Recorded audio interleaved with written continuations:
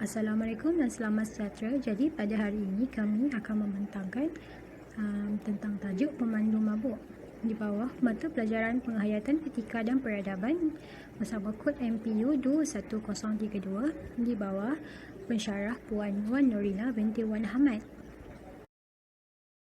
Assalamualaikum dan hai, nama saya Amirah Husna binti Ahmad Azam, boleh panggil saya Mira.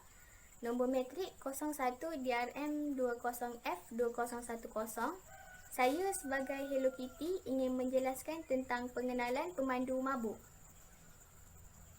Assalamualaikum dan selamat sejahtera semua. Hai, nama saya Nur Khadijah binti Zainuddin, tapi korang boleh panggil saya Dija. Saya daripada kelas DRM 1 dan nombor metrik saya 01 DRM 20F2025. Saya memegang watak sebagai Gafil dan akan menyambung beberapa lagi sebab-sebab pemandu mabuk ketika memandu. Hai, nama saya Nur Insha Alina. Korang boleh panggil saya Nur Insha. Saya daripada kelas DRM 1 and nombor matrik saya 01 DRM 20F2014. Saya memegang watak sebagai Snow White and korang boleh tahu, saya akan beritahu lebih tentang kesan-kesan memandu ketika mabuk. Assalamualaikum dan selamat sejahtera. Nama saya Safira Damia binti Syaiful Hisham dan boleh panggil saya Safira. Nombor matrik saya 01 DRM 20F 2001 dan saya memegang watak sebagai SpongeBob. Saya akan membentangkan tentang kesimpulan isu pemandu mabuk ini. Assalamualaikum dan selamat sejahtera. Saya Maisura Halimah binti Ali, boleh panggil saya Mai. Nombor metrik saya adalah 01 DRM 20F2022. Hari ini saya akan memegang watak sebagai Doraemon dan saya juga akan membentangkan tentang sebab-sebab pemandu mabuk ketika memandu. Pada hari ini saya ingin menjelaskan tentang pengenalan pemandu mabuk. Minuman beralkohol mengandungi etanol, iaitu sebatian yang tergolong dalam kumpulan dadah yang boleh menindas fungsi sistem saraf pusat. Peminum yang mengambil minuman beralkohol dalam jumlah yang banyak akan mabuk. Apabila mabuk, seseorang itu akan hilang koordinasi gerak tubuh dan juga gangguan kepada pertimbangan dan kewarasan fikiran. Mereka boleh terjatuh, mengalami kemalangan, bergaduh mahupun tercedera dan memori blackout yang mana merupakan komplikasi atau kesan kemudaratan jangka pendek berkaitan dengan pengambilan minuman beralkohol. Sebagai contoh, pada zaman kini, kemalangan sering juga berlaku disebabkan oleh pemandu yang mengambil minuman beralkohol secara berlebihan dan mabuk. Justru itu, apabila mereka mabuk, mereka tidak dapat mengawal kenderaan dengan baik dan secara tidak langsung berkemungkinan besar akan melibatkan orang lain dalam kemalangan tersebut. Jadi, terdapat beberapa sebab pemandu mabuk ketika memandu. Antaranya ialah apabila cukai penjualan arak terlalu rendah dan arak tersebut mempunyai kandungan alkohol yang tinggi. Buat masa ini, masih terdapat minuman keras, keluaran syarikat, pemprosesan tempatan yang dijual pada harga serendah antara RM5 dan RM6 sebotol dengan kandungan 40% alkohol di pasaran. Oleh itu, pasti akan ramai pelanggan atau peminum arak akan membeli arak, lebih-lebih lagi ketika waktu malam. Selain itu, hal ini sering berlaku kerana hukuman atas pemandu mabuk yang minum arak tidak diketatkan. Apabila hukuman yang dikenakan atas pemandu mabuk tidak diketatkan, maka mereka tidak akan takut dan akan terus melakukan kesalahan-kesalahan tersebut. Yang ketiga ialah berfikiran bahawa meminum arak dapat menghilangkan tekanan jiwa. Tetapi tanpa disedari, pengambilan arak yang seterusnya akan lebih menekan jiwanya kerana sudah tidak dapat dikawal lagi yang pada mulanya adalah dianggap sebagai penawar. Akan tetapi, apa yang terjadi adalah sebaliknya. Lebih-lebih lagi ketika memandu kereta. Mereka akan berhayal dan memandu secara berbahaya dan akhirnya akan melibatkan kemalangan.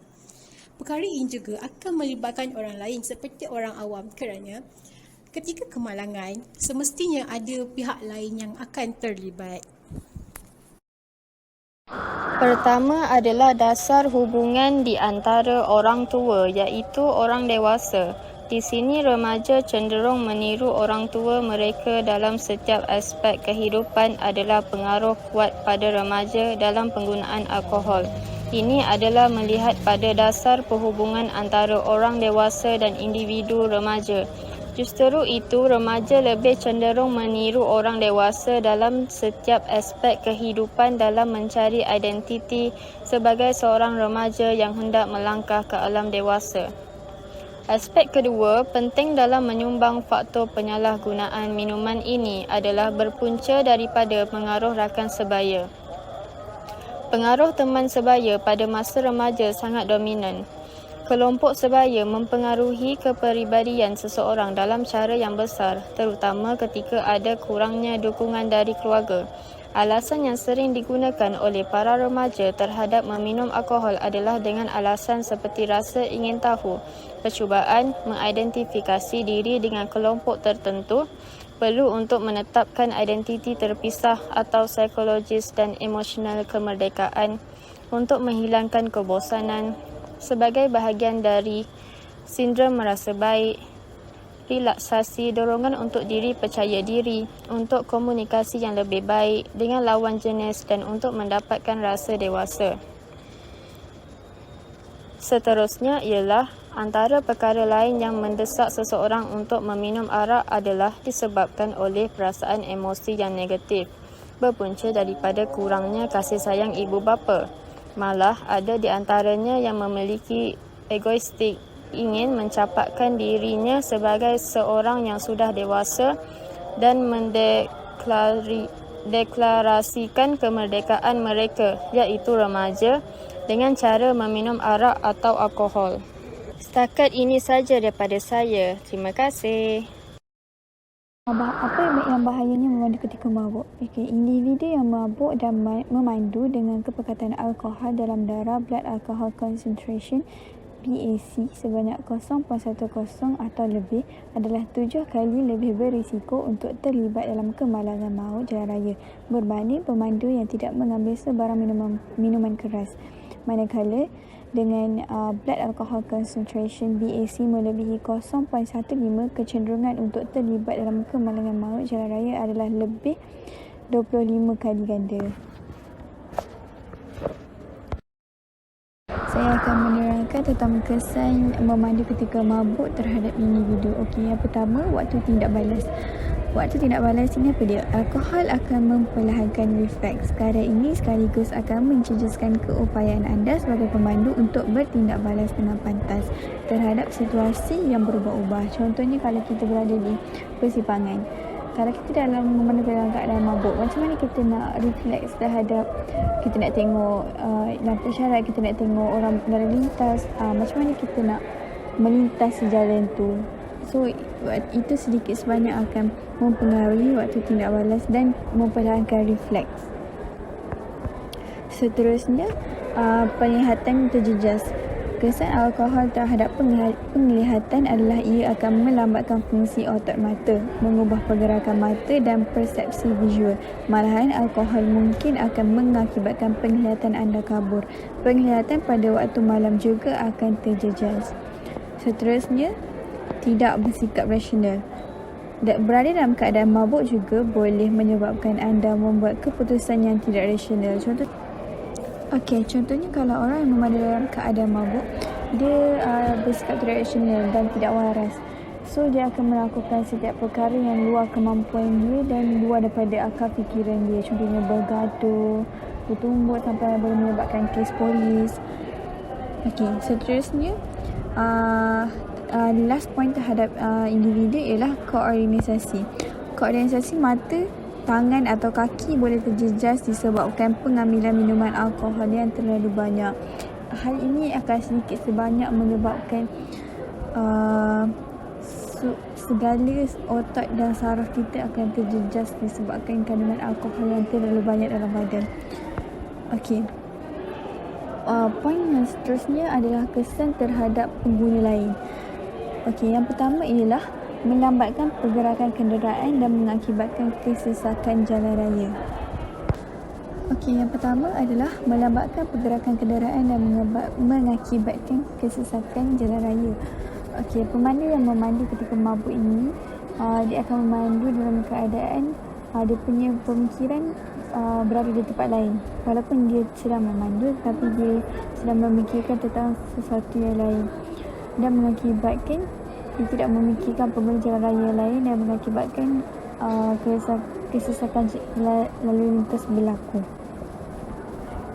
Seterusnya, pemandu yang memandu ketika mabuk boleh membahayakan keselamatan pengguna jalan raya yang lain. Contohnya, kalau dia mengalami kemalangan, dia akan mengakibatkan pemandu yang berada di belakang dia dan di hadapan dia juga turut sama terlibat dalam kemalangan itu. Malahan akan juga mengakibatkan kemalangan besar-besaran berlaku. Okey, poin yang seterusnya adalah peningkatan risiko kemalangan jalan raya bagi pengguna jalan raya yang lain juga turut akan meningkat. Walaupun pengguna jalan raya yang lain telah memandu dalam keadaan berhemah, tetapi jika wujudnya pemandu yang memandu dalam keadaan mabuk ini akan mengakibatkan air yang jernih menjadi keruh. Okey, yang terakhir daripada saya ialah hal ini juga boleh mengakibatkan kemalangan di jalan raya di persimpangan. Orang yang memandu dalam keadaan mabuk ini tidak akan memikirkan untuk melihat kiri dan kanan untuk melintas. Mereka akan menganggap jalan itu untuk mereka seorang sahaja. Okey, sekian daripada saya. Terima kasih. Kesimpulannya, keselamatan di atas jalan raya merupakan tanggungjawab pengguna jalan raya sendiri.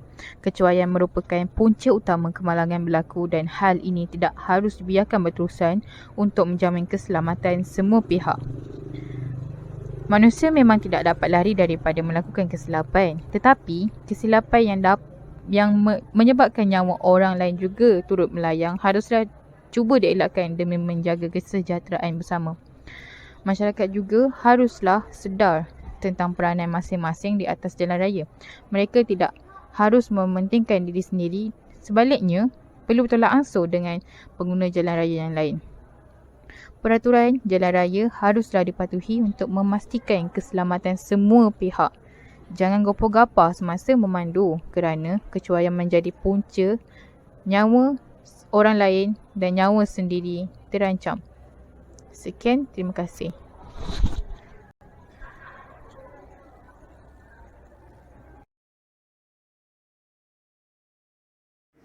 Di sini juga kami lampirkan link rujukan yang kami dapatkan maklumat.